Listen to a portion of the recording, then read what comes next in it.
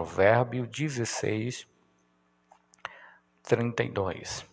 Diz assim: melhor é o que tarda em irar-se do que o poderoso, e o que controla o seu ânimo do que aquele que toma uma cidade. Senhor, nosso Deus e nosso Pai, queremos neste momento te agradecer por esta oportunidade que o Senhor mais uma vez nos concede de aqui estarmos na tua presença para meditar na tua palavra, para orarmos, para buscar a tua face. Toma a direção, fala conosco, derrama sobre nós a tua presença, abra o nosso entendimento para que assim possamos compreender e entender a tua palavra. Amém. Podeis sentar? Vamos meditar na palavra de Deus, irmãos. Esse versículo de Provérbio, essa passagem bíblica, nós lemos a semana passada. Começamos um estudo sobre quem sou eu. Parte 1, nós estamos hoje estudando a segunda parte desse estudo. Quem sou eu? E esse versículo aqui do livro de Provérbio é bastante oportuno para nós, irmãos. Melhor é o que tarda em irar-se do que o poderoso, e o que controla o seu ânimo do que aquele que toma uma cidade. Na nova tradução, na linguagem de hoje, diz assim: vale mais ter paciência do que ser valente. É melhor saber se controlar do que conquistar cidades inteiras. Irmãos, durante a nossa vida, às vezes nós nos deparamos com coisas que mexem com as nossas emoções, que nos tira de um equilíbrio emocional. E a verdade é que precisamos saber como lidar em determinada situação em nossas vidas. Isso significa que é necessário que nós venhamos controlar as nossas emoções, controlar o nosso sentimento. Às vezes nós nos deparamos com afrontas e às vezes nós não estamos preparados para lidar com aquela situação. Isso significa que nós não estamos controlando bem as nossas emoções. Nós não estamos no controle das nossas emoções. O escritor ao provérbio diz assim: vale mais ter paciência do que ser valente. É melhor ter paciência do que ser valente. A valentia, na verdade, é algo que nós nos deparamos constantemente. E a verdade é que ser valente não é ser prudente. Ser valente não é ser sensato. Ser sensato, segundo o escritor aqui ao provérbio, é ser sábio, é ter paciência, é ter longanimidade. É melhor saber controlar do que conquistar cidades inteiras. Só que às vezes nós olhamos para os que estão lá fora, mas nós não olhamos para nós mesmos. Às vezes nós criticamos a atitude de certas pessoas, mas às vezes nós não se autocriticamos. Nós avaliamos fulano, cicrânio e beltânio, mas nós não nos avaliamos. E é necessário que, segundo o escritor aqui ao provérbio, ele diz que é muito melhor, é melhor ter paciência do que ser valente. Ser valente não é ser corajoso, né? Ser valente não é ser corajoso, porque a coragem, ela serve para um único propósito, para você se sobressair em determinada situação, sabe? Então, quando alguém que tem coragem, alguém que é destemido, mas que não venha a ser destemido para a insensatez, mas para a prudência, sabe? Para a prudência. Por isso que é necessário que a gente venha controlar a nossa personalidade, a nossa alma, o nosso temperamento. Então, para que isso possa acontecer, irmãos, é necessário que nós nos conheçamos. Precisamos nos conhecer para poder lidar com determinadas situações.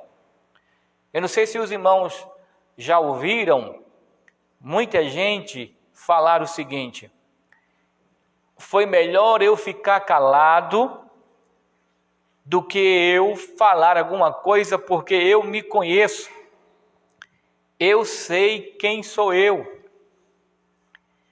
Foi melhor eu não ter ido para determinado lugar, porque não iria dar certo, porque eu me conheço. Então, quando alguém se conhece, significa que esta pessoa, na verdade, sabe aonde estão as suas fraquezas e as suas forças. Sabe aonde estão as partes positivas e as partes negativas. Então, se a pessoa se conhece, se a pessoa sabe quem ela é, significa que esta pessoa está dando o seu primeiro passo para ser uma pessoa prudente, para ser uma pessoa sensata, para ser uma pessoa inteligente. Quando a Bíblia fala de alma, e quando eu falo de saber quem sou eu falo exatamente da personalidade, porque a alma não é nada mais, nada menos do que a nossa personalidade. Quem somos? Você ou nós definimos uma pessoa ou caracterizamos uma pessoa pela sua personalidade. E o que é personalidade? Personalidade é uma característica do ser humano que organiza os sistemas físicos, fisiológicos, psíquicos e morais, de forma que, interligados, determinam a individualidade de cada ser humano. Então, personalidade eu posso dizer que é o eu, a minha pessoa, o jeito de eu ser, o jeito de eu enxergar o mundo, o jeito das pessoas enxergarem o mundo. E quando eu falo de personalidade, eu falo de alma, porque a nossa personalidade é a nossa alma. Intelectualmente, os seres humanos têm caráter, alma e espírito. O que forma intelectualmente o ser humano. Isso forma o intelecto. Quando eu digo assim, os seres humanos têm caráter, alma e espírito, eu estou dizendo que essas três essências aí estão interligados. E isso forma o intelecto moral e ético do indivíduo. Ou seja, não tem como alguém ter somente a personalidade e não ter caráter. Porque o caráter, ela interfere, porque estão interligados. A alma, ou a personalidade, e a personalidade está interligado ao espírito humano. Então a gente define o ser humano não apenas pela personalidade, mas também pelo caráter. Uma pessoa, ela é caracterizada não somente porque é uma pessoa que brinca, uma pessoa que sorri, uma pessoa alegre, sabe? Uma pessoa espontânea, que isso faz parte da personalidade, mas também a gente olha para a pessoa baseada também no seu caráter, no caráter da pessoa. Se ela é uma pessoa boa, se ela é uma pessoa honesta, se ela é uma pessoa verdadeira, se ela é uma pessoa confiável, isso faz parte do caráter. E se é uma pessoa de Deus, uma pessoa espiritual, uma pessoa que se preocupa com as leis de Deus, se preocupa em obedecer a palavra de Deus, uma pessoa que se envolve com Deus. Então tudo isso está interligado. Por isso que intelectualmente o homem, ele tem caráter, alma e espírito. E isso forma o intelecto moral e ético do indivíduo. Isso aponta e diz quem de fato ele é. Agora, deixe-me dizer para os irmãos, baseando-me no que eu estou dizendo aqui, o ser humano ele tem três essências. Além da formação, composta aqui com relação ao intelecto, moral e ético do indivíduo, o ser humano ele tem três essências, ele tem corpo, alma e espírito. A teologia define isso como tricotomia. O ser humano ele tem corpo, alma e espírito. E a Bíblia, o apóstolo Paulo, escrevendo aos Tessalonicenses, capítulo 5, versículo 23, diz assim: e o mesmo Deus de paz vos santifique em tudo, e todo o vosso espírito e alma e corpo seja plenamente conservados, irrepreensíveis, para a vinda de nosso Senhor e Salvador Jesus Cristo. Aqui o Espírito Santo, através de Paulo, está dizendo que nós temos três essências: corpo, alma e espíritos, que estão interligados. Eles precisam e dependem um do outro. Em Hebreus, capítulo 4, versículo 12, diz assim: pois a palavra de Deus é viva e eficaz, e mais afiada que qualquer espada de dois gumes. Ela penetra ao ponto de dividir a alma e espírito, juntas e medulas, e julga os pensamentos e intenções do coração. Isso significa que Deus, ele faz distinção entre o corpo, a alma e o espírito do humano, nós. É por isso que quando Deus ele quer falar conosco, ele fala para a nossa alma, ele fala também para o nosso espírito, ele alimenta o nosso espírito, ele faz a distinção, a diferença. Ele sabe aonde é que nós estamos debilitados, estamos fracos, estamos precisando dele. Se é na junta ou medulas, se é o corpo, se é a alma, se é o espírito, Deus ele faz distinção.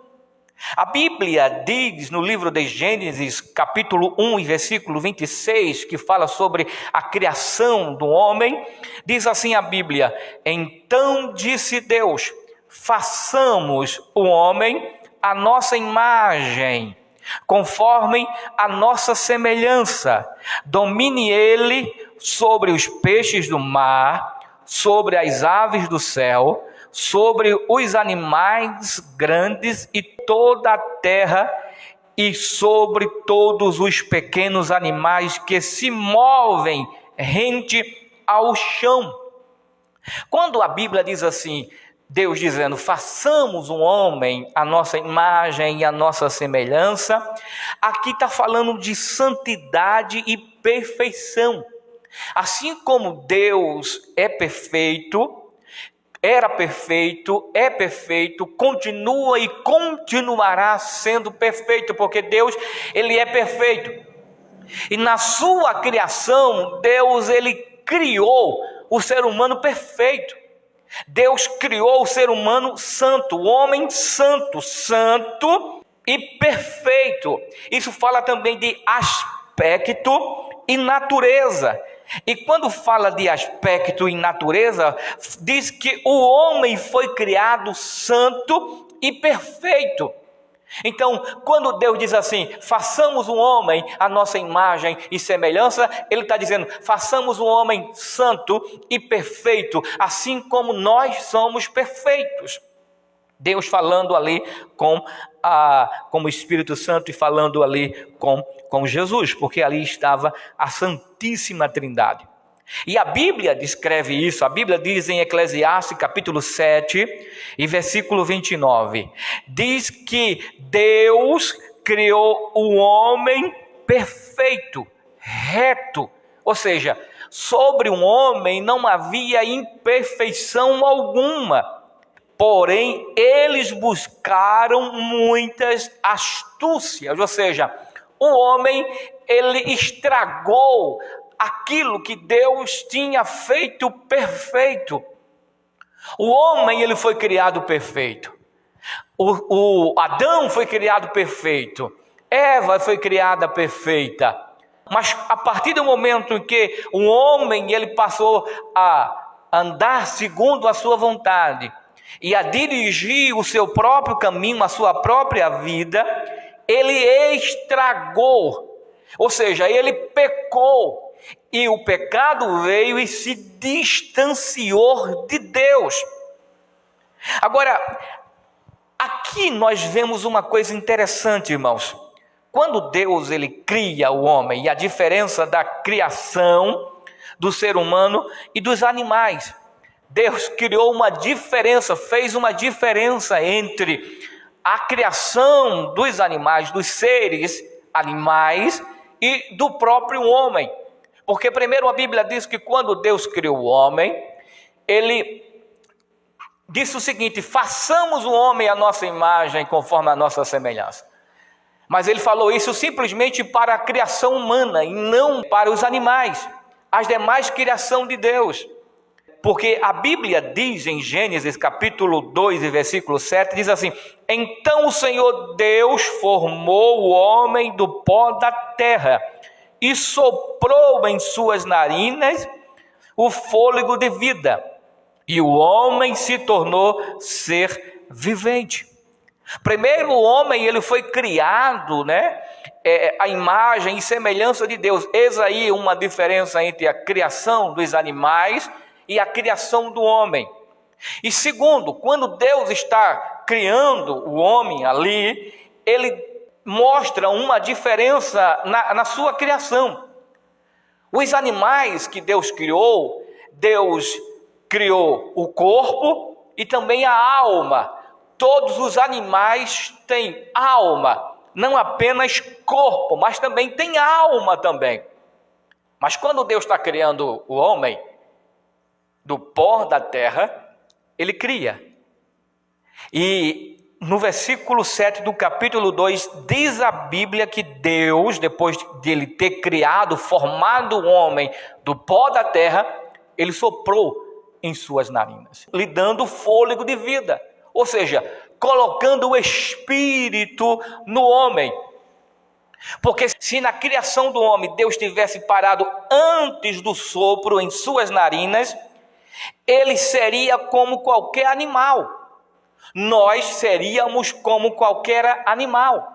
Assim como Deus fez todos os animais do pó da terra e deu também a alma, se Deus tivesse parado ali, Deus fez um homem do pó da terra e tivesse parado ali antes do sopro, o homem, o ser humano, seria como qualquer animal existente.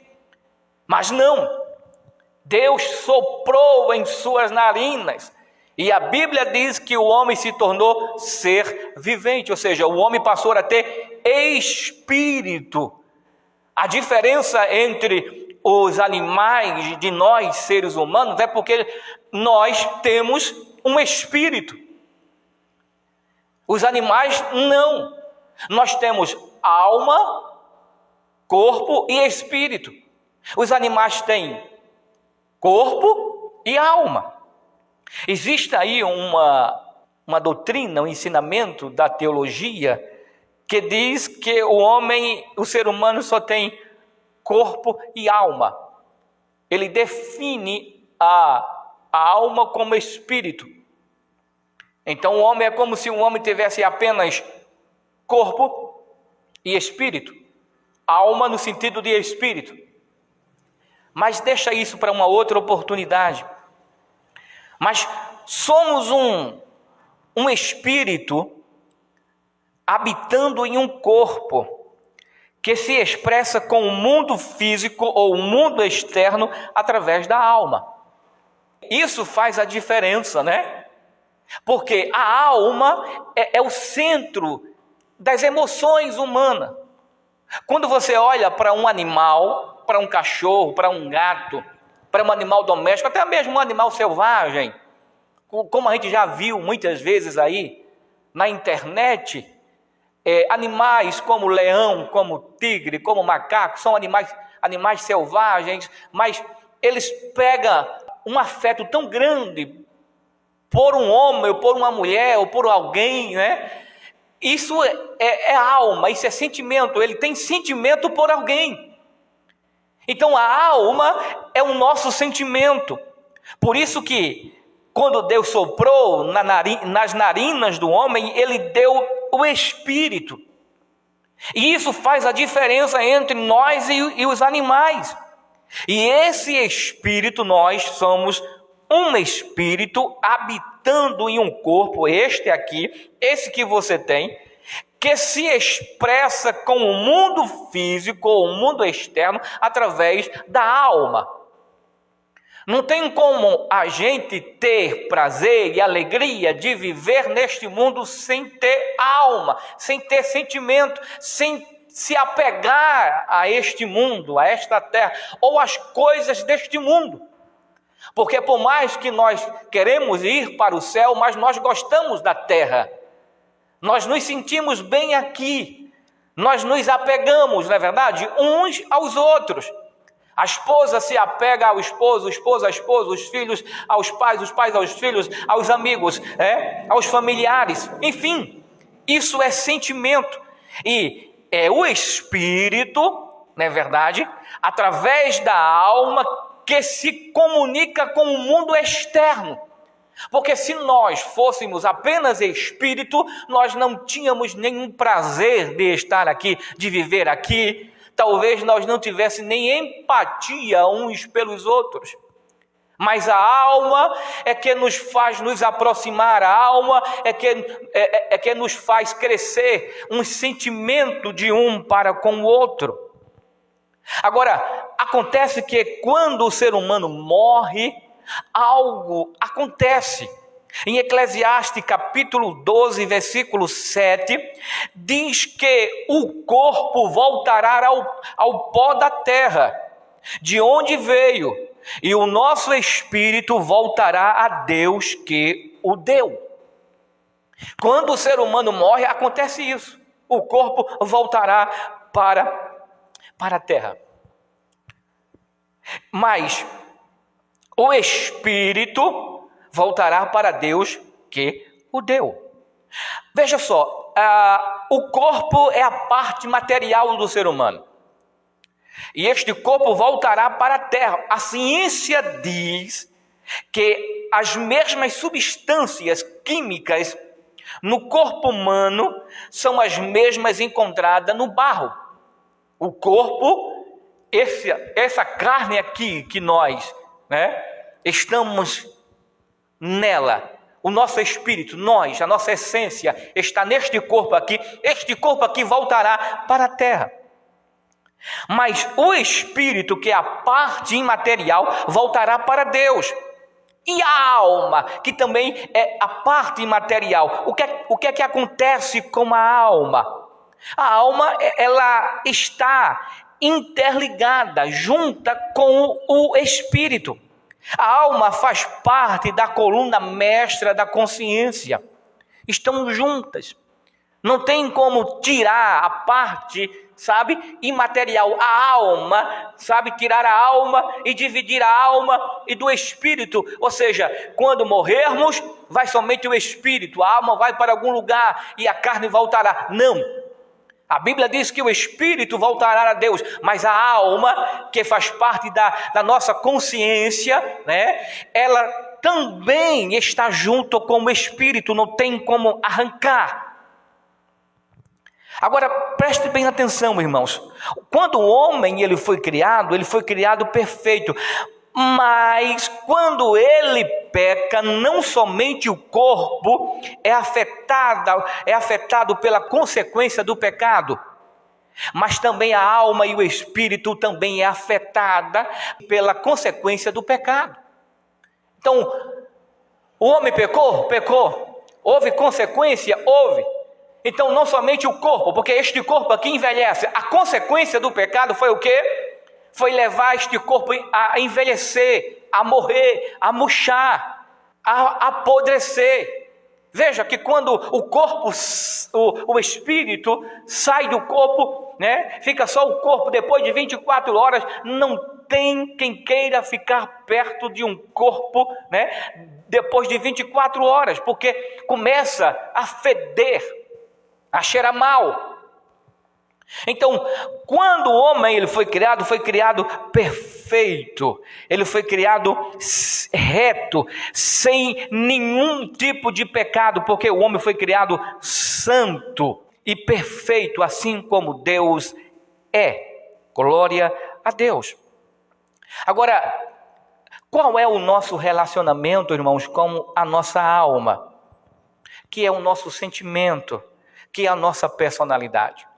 Os irmãos já prestaram atenção que nós nos preocupamos tanto com o espírito e com o corpo? Tem gente que se preocupa muito mais com o corpo do que com o espírito, Mas você não vê ninguém se preocupando com a alma. Você vê alguém, Não, eu vou cuidar da alma, eu vou me preocupar com a alma, eu vou cuidar do meu sentimento, eu vou me conhecer melhor para que eu possa, assim, cuidar dela também. Às vezes, os irmãos da igreja cuidam mais do espírito, até mesmo do que do corpo. Tem uns que cuidam mais do corpo, não vê aí por aí afora, Como as pessoas fazem, vão à academia, tomam vitamina, malha, Fica com aquele corpo atlético e tudo mais, mas não se preocupa com o espírito. Com a alma nem se fala. Às vezes na igreja as pessoas se preocupam mais com o espírito, ou seja, se preocupa em ser cheio do Espírito Santo, em buscar poder, se preocupa muito, em orar, em ler a palavra, alimentar o espírito, mas não se preocupa com a alma. Não conhece a si mesmo. Quantas vezes nós conseguimos ver pessoas que às vezes é um instrumento de Deus, mas são pessoas que não tem como nós confiarmos nela, porque essas pessoas de repente mudam, é como se fosse um personagem. Na igreja é uma coisa, mas fora da igreja é outra coisa. Quando segura o microfone é uma coisa, mas quando solta o microfone é outra coisa. Na igreja fala com todo mundo, mas fora da igreja torce o rosto para não dar a paz do Senhor ao irmão ou à irmã. É assim? Então, assim, são pessoas que não se preocupam com a alma, E isso se reflete ao intelecto humano. Ele tem caráter, e é o que forma. O intelecto humano é o caráter, É a alma e o espírito humano. Mostra quem de fato ele é. Você não vai conhecer ninguém simplesmente por ler um texto bíblico bonito, mais bonito que seja, trazer um sermão intelectual, cheio da graça de Deus. Isso não é conhecer a pessoa. Você não conhece a pessoa pelo espírito, mas como todo, caráter, alma e espírito. E às vezes tem gente que cuida mais do espírito do que da alma, esquece da alma, e a gente precisa cuidar da alma. Certo teólogo disse o seguinte: o corpo, alma e espírito são 3 elementos do homem: consciência do mundo externo, corpo; consciência própria, alma; e consciência de Deus, espírito. Então, veja que não foi por acaso que Deus deu a alma ao homem. Não é por acaso que o homem, o ser humano, tem alma. Ele é tricótomo. Ele tem corpo, alma e espírito. Este corpo aqui é a parte material do homem. Algumas pessoas chamam de casca e faz a comparação entre o ovo. O corpo é a casca, a alma é a clara e o espírito é a gema. O apóstolo Paulo, ele chama o corpo de templo e morada do Espírito Santo. E o espírito, já que o homem ele é corpo, alma e espírito, o espírito é a parte imaterial, e esta parte imaterial é que se comunica com Deus, sabe? A parte imaterial, o espírito. É por isso que a Bíblia diz, o próprio Jesus disse, que é necessário que os verdadeiros discípulos de Jesus, os verdadeiros adoradores, adorem o Pai em espírito e em verdade. Não é adorar o Pai com a alma, até porque a alma ela é simplesmente a porta. Ela é como se ela fosse a ponte que liga, sabe, o ser humano ao mundo físico. Ao mundo físico. O que é alma? A alma é a parte imaterial também, assim como o espírito. E o certo pregador disse o seguinte: a alma é como um coador. Ela filtra as informações que vêm do mundo espiritual para comunicar ao mundo físico. E filtra as informações do mundo físico para comunicar ao mundo espiritual. Por quê? Porque nós também nos emocionamos como estamos na presença de Deus, não é verdade? Nós nos alegramos na presença de Deus. Às vezes nós choramos na presença de Deus. Às vezes, nós nos sentimos tão felizes, tão alegres. Por quê? Porque quando Deus ele fala conosco, irmãos, a nossa alma, o nosso sentimento também ali, sabe, se manifesta em nossas vidas. A alma traça a nossa personalidade, a nossa consciência.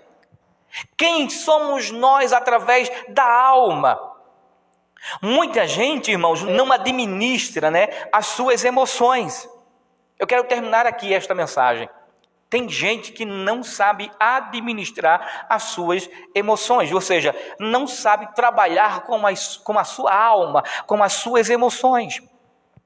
Livro de Provérbios, capítulo 4, versículo 23, diz assim: sobre tudo que você deve guardar, guarde o seu coração, ou seja, a sua alma, porque dele procede as fontes da vida, sabe? Então, se nós queremos viver bem, precisamos cuidar bem da nossa personalidade, da nossa alma. Precisamos, sabe, ter um cuidado especial com o nosso sentimento, para que sentimentos negativos não nos levem à destruição. Porque é através da alma que vem os pensamentos. Por quê? Porque a alma traça a nossa personalidade, a nossa consciência, sabe? A alma, na verdade, ela está atrelada à nossa consciência, junto com o espírito, a nossa própria essência. Quem somos nós? Nós somos espírito. E Deus nos criou. Mas a alma está interligada. Nós estamos interligados. Então, é necessário que a gente venha administrar. Quer ver pessoas que não sabem administrar bem a sua alma, que vive uma vida, sabe? Uma vida complicada. E quando eu falo complicada, eu digo complicada emocionalmente. Pessoas que são desequilibradas emocionalmente. Você conhece pessoas que às vezes tiveram traumas na infância, às vezes, não aprenderam a lidar com os problemas da vida, e isso ela pega, carrega nos ombros aquele sentimento negativo, aquela distorção, aquela visão de mundo que ela viveu, e às vezes, além de trazer para ela, também, compartilha a força, para o companheiro, ou para a companheira, ou para os filhos, ou para todos que estão ao seu redor, todos aqueles que cercam. Tem pessoas que vivem uma vida deprimida. Viver vida deprimida não tem nada a ver com o espírito.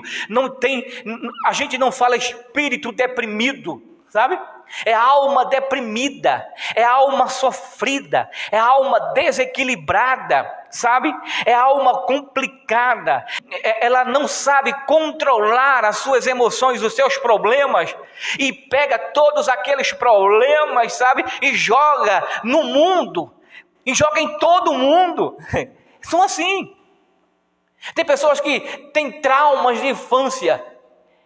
Olha, não tem coisas mais complicadas do que você lidar com pessoas que carregam, traumas de infância. Na crise dessas pessoas, quando você vai conversar com ela, é como se não houvesse solução para essas pessoas, porque ela não quer ouvir você. Ela não para um segundo, ela quer oprimir, você, como ela mesmo é oprimida com seus pensamentos, com seus traumas de infância, com a sua vida conturbada, perturbada. São pessoas assim. Acarreta, é como a pessoa viver oprimida, É como uma opressão na alma. Até porque quando o espírito imundo ele vem oprimir, ele oprime a alma humana. O espírito fica preso, porque o que faz o espírito humano enxergar, os olhos do espírito humano é a alma, é o sentimento. Nós não enxergamos simplesmente com os olhos, mas com a alma, com o sentimento. Então às vezes as pessoas são oprimidas, vivem uma opressão. É por isso que geralmente pessoas assim são tendenciosas a pegar a doença do século, que é a depressão. São pessoas que têm tendência à depressão, porque são pessoas que não controlam a alma, a sua personalidade, não controlam o seu temperamento, não controlam. É preciso ter cuidado. Lembra que eu falei que intelectualmente o ser humano tem caráter. É necessário que o caráter se manifesta. Ele tem alma, sentimento, que é a personalidade, e o espírito, que é a essência, que é a própria pessoa. Deus, através do apóstolo Paulo, escrevendo aos Gálatas, dizendo assim: olha, o fruto do espírito, além de ser amor, além de ser gozo, é também paz. Paz. É necessário que a gente possa ter paz no meio de uma grande tempestade. É preciso a gente ter longanimidade no meio de problemas. É preciso ser benigno, ser bondoso e ter mansidão, É por isso que a Bíblia diz aqui, não é verdade? Vale mais ter paciência do que ser valente. É melhor saber se controlar do que conquistar cidades inteiras. Quando nós controlamos as nossas emoções, e é preciso a gente conhecer quem sou eu. Nos próximos cultos eu vou falar aqui sobre temperamento, porque dentro da personalidade existem vários tipos de personalidades, e dentro da personalidade existem os temperamentos. Eu tenho um livro em casa, não me lembro agora o nome do livro, mas eu li ele já faz um bom tempo, e ele especifica 30 tipos de personalidades. Só que ele diz que quando essas personalidades se misturam, vão se misturando umas com as outras, vai gerando outros tipos de personalidades. Então, personalidades são infinitas, incontáveis. Não tem como a gente dizer assim, temos 30, 50, 100 tipos de personalidades. Então é necessário, eu como crente, eu como servo de Deus, eu preciso me conhecer. Quem sou eu? Amém? Deus nos abençoe hoje, amanhã e sempre.